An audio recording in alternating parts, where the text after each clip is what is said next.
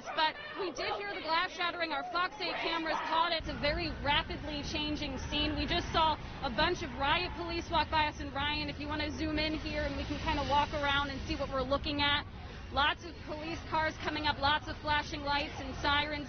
Greensboro police have confirmed to us that they are using tear gas. There was supposed to be a baseball tournament here this weekend. That has been canceled, and Springwood Park wasn't the only place to have a lot of damage because of this storm. The walls of her home were shaking. She could feel the wind coming through the windows and doors of her home, and when she stepped outside, there was a car that had been pushed by the wind into this truck here. And if we walk around to the other side, there was an iron fence around this pool. It's the community pool. Over the next few days, you might see T-shirts like this being handed out downtown that say "Unite Against Racism" and "Stop the Silence." Right behind this line of trees is where the display will go off at 9:30 tonight. Right where I'm standing in front of the baseball field is the best spot in the house to watch the show. Well, the COVID-19 vaccine is the first of its kind, and unlike the yearly flu shot, the key to this vaccine starts with an image that a lot of us have probably seen before. He's awake, he's alert, but he does have serious injuries. I'm told the suspect on the motorcycle was coming northbound down 85 and struck the officer who was standing right around here, right around the stop sign, trying to slow him down. Parents have told me their kids have been asking them so many questions that they just can't answer right now. Not only does it disrupt operations, but it puts pilots and passengers in danger. And still see crews working. They've slowed it down in the last hour, but there's still water pouring out here. I mean, it sounded like an ocean. It's happened enough times that they've actually put up signs here warning people that they're being recorded and that if they abandon animals, that's against the law. There's so many trees that have just split, cracked, broken, slid right out of the ground.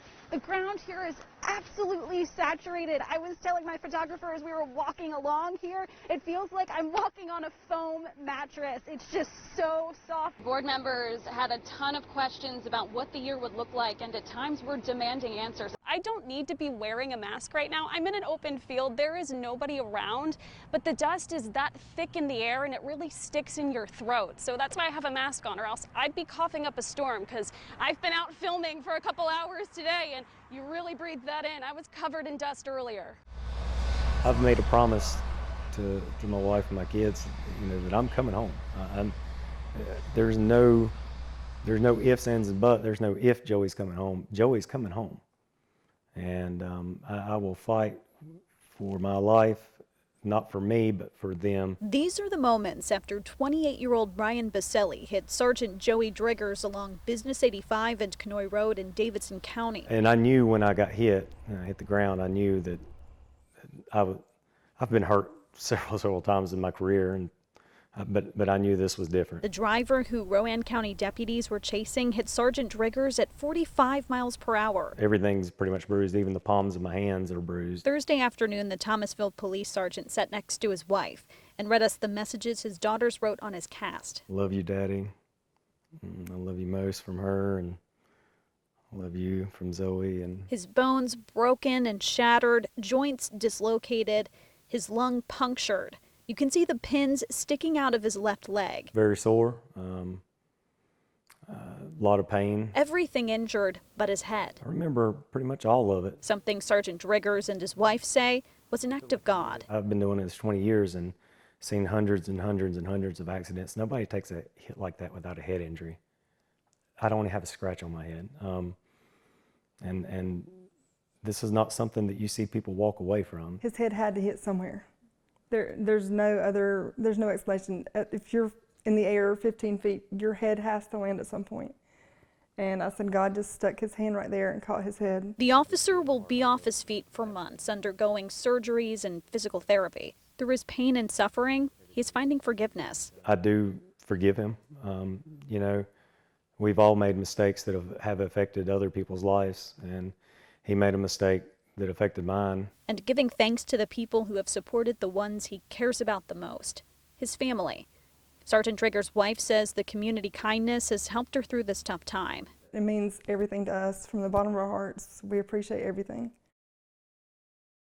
Love, smiles, and a whole lot of laughter. We're over the moon that his beaming smile was selected. For almost 4 years, Chelsea and Josh Kearns' son Miles has kept them and big brother Aiden on their toes and laughing constantly. Whenever I pretend like I run into the wall and I fall down, he starts to laugh.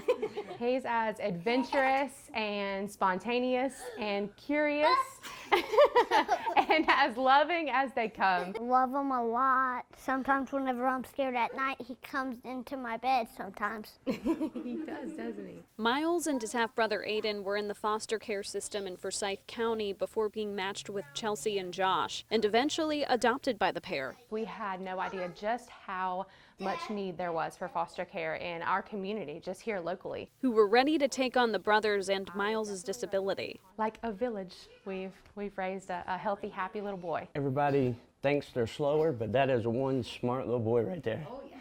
And he will outwit you in a heartbeat. Miles is a typical 4-year-old. He loves his toys, the color blue, and dancing to music. We have a lot to learn from Down syndrome and Miles. Chelsea and Josh take pride in educating others about Down syndrome and their son. They're members of the National Down Syndrome Society. The organization is putting together the video that will feature Miles in Times Square this fall. We're super excited to share his smile and just a little bit of capture of his happiness with so many other people.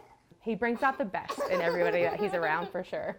In Winston-Salem, Michelle Wolf, Fox 8 News.